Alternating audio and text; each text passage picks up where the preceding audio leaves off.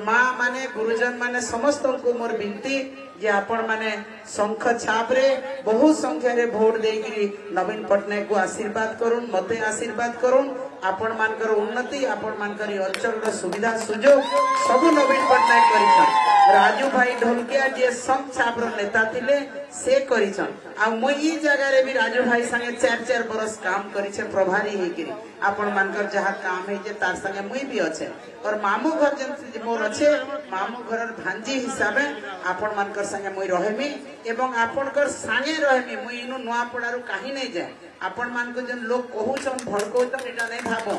बरगड़ पदमपुर ठीक है जाई पारे किंतु नुआपड़ारे रहमी आपणकर गां के आसमी जेते बेले आपण मानकर पूजा पार्वण खेल कूद आपणकर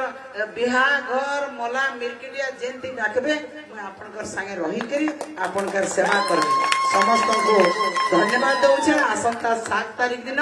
आमर प्रिय नेता नवीन पटनायक आसुछन नुआपड़ा के माँ मान को निमंत्रण रहला आपण माने नवीन पटनायक संगे जेकी देखा हेबे भेट पड़बे नवीन पटनायक महोदय आपणकर अपेक्षा रे अछन आपण मान को बहुत भल पाएसन महिला मान को एवं आपण माने जेकी तांकर संगे निश्चित भाव रे भेट पड़बे। धन्यवाद समस्त को नमस्कार। 11 तारीख सब छाप रे आपण माने भोट देकी मते विजयी करबे। धन्यवाद।